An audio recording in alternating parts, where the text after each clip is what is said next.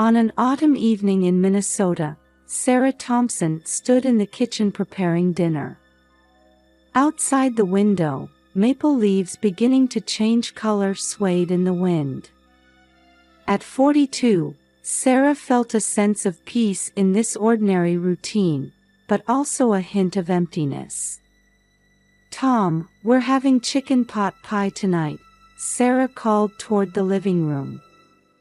There was no response. Her husband Tom was, as usual, focused on the television. Their relationship had grown cold, with conversations becoming scarce, but Sarah tried to convince herself this was the natural state of a long-married couple. As they sat around the dinner table, Sarah thought about her son Michael. He had just graduated from college and started a job at a company in Chicago. "I wonder how Michael is doing," Sarah murmured. Tom only responded with a short "mm." After dinner, as Sarah was washing dishes as usual, she suddenly heard the front door open. "Tom?" she called out, but there was no answer. When she went to the living room, Tom was there. But he wasn't alone. Next to Tom stood a girl about 10 years old. The girl's figure was dimly visible in the darkened living room. Sarah was confused and speechless. "Sarah, we need to talk." Tom's voice was low, filled with tension. "Tom, who is this?" Sarah's voice trembled.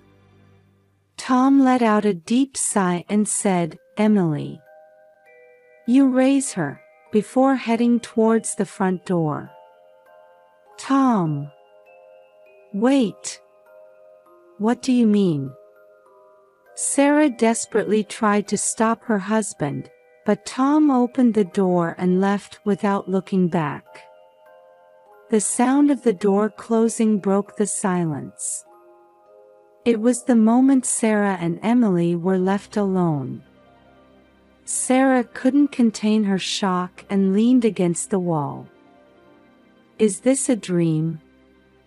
"Yes, it must be a dream," she whispered to herself. However, the presence of the girl before her eyes forced her to face reality. Emily's small voice brought Sarah back to her senses. "I'm sorry. Emily, right?" Sarah tried to smile gently, but her facial muscles wouldn't cooperate. And at that moment, Sarah gasped. As she stared intently at Emily's face, familiar features caught her eye. The color of those eyes, the shape of that nose, and the curve of that faint smile. As if looking in a mirror, there was a resemblance to her deceased sister, Lisa. Sarah's body began to tremble. The word "no way" escaped faintly from her lips. Emily looked up at Sarah with an anxious expression. "Emily, is your mother's name?" "Lisa." Sarah's voice was shaking. Emily nodded slowly. "Yes, but Mommy's not here anymore." At those words, something crumbled inside Sarah. It had been 5 years since Lisa's death. All this time, she hadn't known Lisa had a child. And now, that child was standing right in front of her. Sarah knelt down, lowering herself to Emily's eye level. "Emily. I'm your aunt. Lisa was my sister." Tears welled up in Emily's eyes. The two just stared at each other without words. Only the ticking of the clock marked this moment of surprise and confusion. Sarah's mind was swirling with questions and emotions that kept surfacing one after another. Sarah took a deep breath, trying to calm her emotions. Emily, standing before her, couldn't hide her exhaustion and anxiety. "Come on, Emily. Are you hungry? Would you like something to eat?" Sarah asked gently. Emily nodded timidly, and only the sound of their footsteps echoed in the quiet house as they headed to the kitchen. Sarah took cheese and ham out of the refrigerator and began making a simple sandwich. Meanwhile, Emily sat quietly at the kitchen table, fidgeting with the edge of her clothes with her small hands. "Here you go," Sarah said, offering the sandwich. Emily said, "Thank you," in a small voice and began to eat slowly. Sarah sat next to her, watching over Emily while trying to organize the questions that kept popping up in her head. After Emily finished eating, Sarah made up the guest room bed and said, "You can sleep here tonight. If you need anything, just call me, okay?" Emily crawled into bed and quickly fell asleep, exhausted. Sarah returned to her own bedroom and picked up her smartphone with trembling hands. She sent multiple messages to Tom, demanding an explanation, but they weren't even marked as read. She tried to contact him on Facebook and Instagram too, but there was no response. After a sleepless night, Sarah called a local law firm first thing in the morning. Johnson and Associates Law Office, came the response. Sarah explained the events of the previous night. "Mrs. Thompson, from what you've told me, your husband's actions are indeed problematic," Attorney Katherine Johnson replied in a calm voice. "Child abandonment." With the quick response typical of a medium-sized town, Sarah was able to meet with Katherine at her office that afternoon. Tom's actions likely have legal implications. "Let's start the legal process regarding Emily's custody and how to proceed," Katherine explained. As Sarah left the office, she let out a deep sigh in her car. Then, with shaking hands, she called her son Michael. "Mom? What's wrong?" Michael's voice was tinged with worry. "Michael." Sarah tried to explain the events since the previous night as calmly as possible. But midway through, her voice choked up and tears fell. "Mom, it's okay. I'll come home this weekend. We'll figure this out together." Michael's voice gave Sarah a little comfort. The next day, Sarah started moving early in the morning. First, she had to take care of Emily's immediate needs. She bought clothes and daily necessities at the local mall, and in the afternoon, she contacted the local Board of Education to discuss the procedures for transferring Emily to a new school. "Emily, how about starting at a new school tomorrow?" Sarah suggested. Emily looked a bit anxious but nodded slightly. At dinner time, the two sat quietly around the table. "Emily, do you like school?" Sarah asked. Emily's expression brightened a little. "I like art class," she answered, showing a small smile for the first time. On Friday night, Michael came home. Hearing his call of "Mom," Sarah rushed to him and hugged him tightly. After grasping the situation, Michael said, "I'll help as much as I can. Let's create a new family together," and placed his hand on Sarah's shoulder. That night, the three gathered in the living room to discuss their future. Emily seemed a bit nervous, but as Michael spoke to her with humor, she gradually relaxed. The weekend passed, and it was time for Michael to return to work. At the front door, Michael said, "I'll come back soon," and Emily replied in a small voice, "I'll be waiting." Hearing those words, Sarah and Michael exchanged glances and smiled. After seeing him off, Sarah took a deep breath. There were still many challenges ahead, but she felt she could move forward one step at a time. It was a morning that gave her that feeling. Around the time Emily was starting to get used to school, Sarah quietly decided to make her next move. On Catherine's recommendation, Sarah contacted private investigator Jack Morrison. Jack's office was on the second floor of an old building. "Mrs. Thompson, it will take time to understand your husband's behavior patterns," Jack explained. "But I promise to uncover the truth." A few weeks later, Jack contacted Sarah. "I've received some important information. I'd like to meet with you in person to discuss it." That afternoon, Sarah visited Jack's office with a tense expression. "Mrs. Thompson, this is going to be difficult to hear," Jack began cautiously. "It's about your husband Tom, and your sister Lisa." As Sarah listened to Jack's story, the color drained from her face. Tom had been having an affair with Lisa for years. And even after Lisa's death, Tom had secretly continued to raise Emily.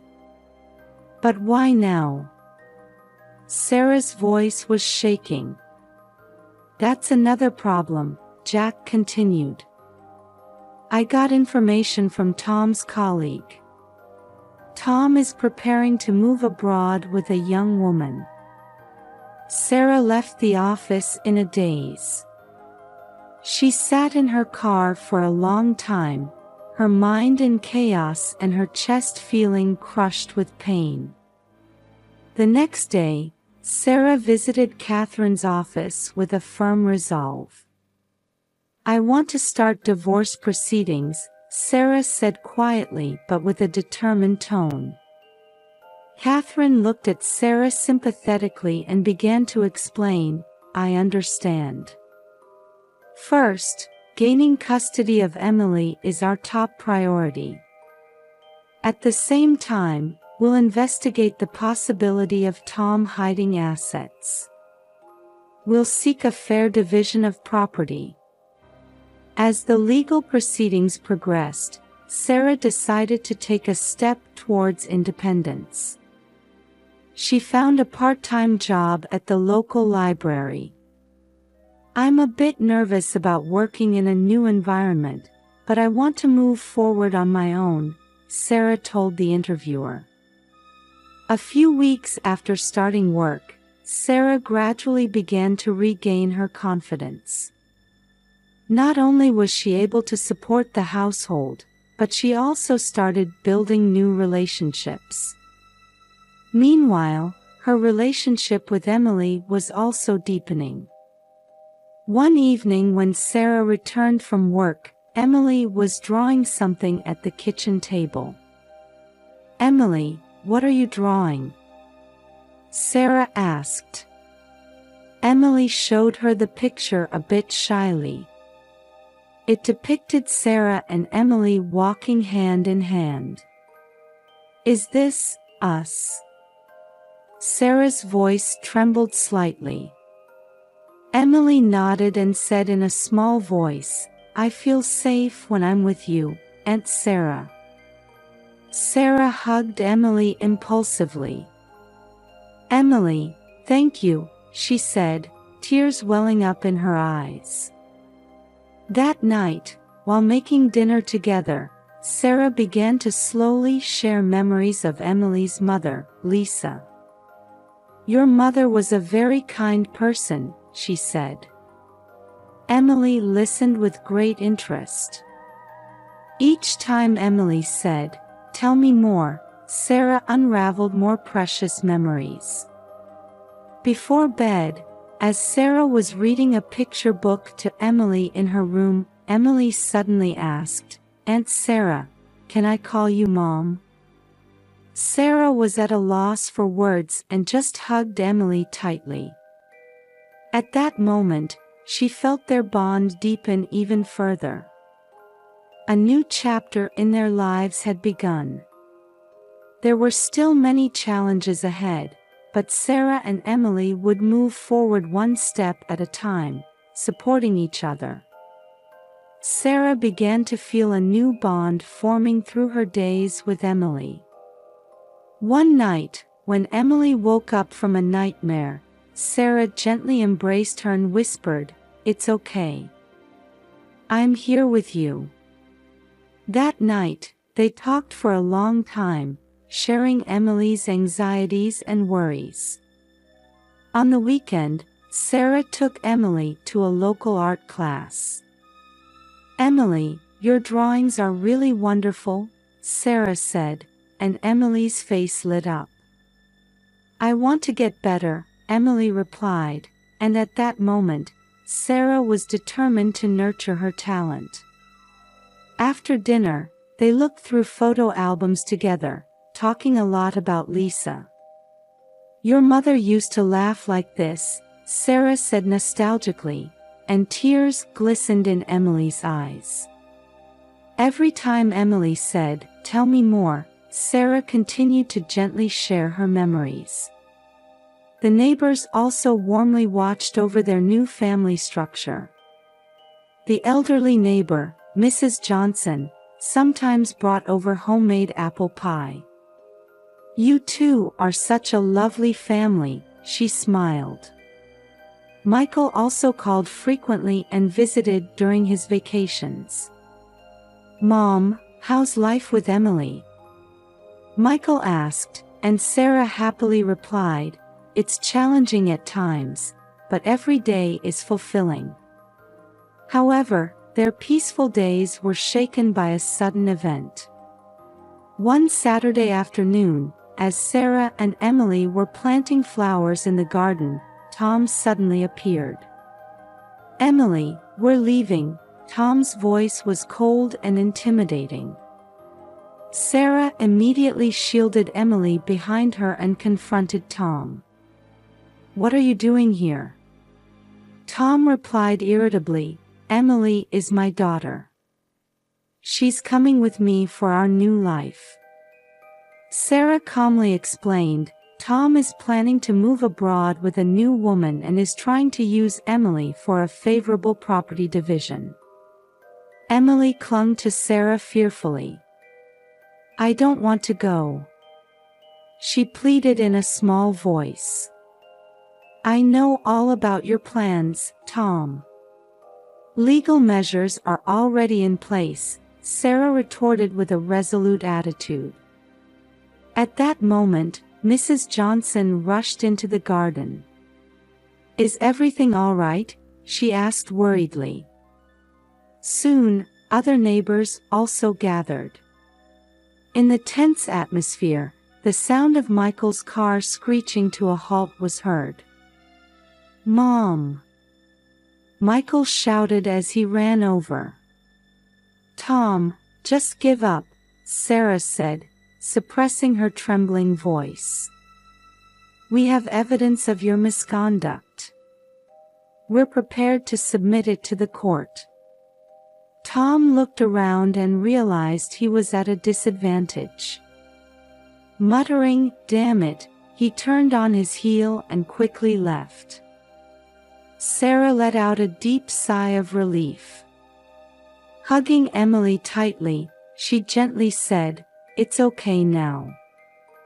We'll always be together." Surrounded by neighbors and Michael, Sarah and Emily held each other tightly. Having overcome this crisis, their bond had grown even stronger. A few weeks after the confrontation with Tom, Sarah was taking deep breaths in the courthouse hallway. Catherine placed her hand on Sarah's shoulder and encouraged her, "It's going to be fine. Everything will work out." The verdict was announced, and the divorce was finalized. Sarah was also granted sole custody of Emily. The judge stated, "Considering the defendant Tom's inappropriate actions, I judge it best to grant custody to the plaintiff Sarah." As Sarah left the courtroom, she hugged Emily, who was waiting. "It's all okay now. We'll always be together." That night, Michael called Sarah. "Mom, I've decided to move back home." Sarah was surprised but couldn't hide her joy. "But what about your job?" "It's okay. I was able to transfer to the local branch. I want to be with you and Emily." The following week, Sarah started her job as a full-time employee at the library. "Mrs. Thompson, your experience is valuable to us," the library director said. Through her daily work, Sarah gradually regained her confidence. Meanwhile, Emily's talent was also blossoming. Her painting titled, "My New Family," won first place in the children's division at a local art exhibition. Watching Emily receive her award certificate at the ceremony, Sarah's heart swelled with pride. That night, Sarah sat Emily on her lap and decided to talk about Lisa and Tom's relationship. "Emily, your mother Lisa was my sister. But she passed away early due to illness," Sarah gently explained. "After Lisa's death, Tom couldn't overcome his grief and guilt. He sought a connection with Lisa through you." Emily listened quietly. "But that was wrong, wasn't it?" she said in a small voice. "Yes, it was. But as a result, we were able to meet," Sarah smiled. A year later, on a beautiful autumn Sunday with colorful foliage, Sarah, Emily, and Michael were enjoying a picnic in the park. "Hey, Mom," Emily called out. Sarah was surprised for a moment but was soon enveloped in a warm feeling. It was the first time Emily had called Sarah Mom. "What is it, Emily?" Sarah asked gently. "How's this drawing?" Emily showed her sketchbook. It depicted the smiling faces of the three of them. "It's wonderful," Sarah said, deeply moved. The drawing was later displayed at a local event called the Family Bonds exhibition, touching the hearts of many people.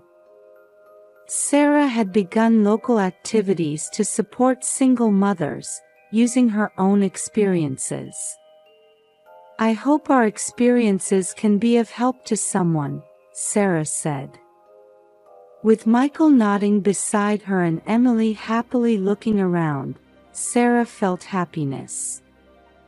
Their new life, having overcome difficulties, was set to shine even brighter.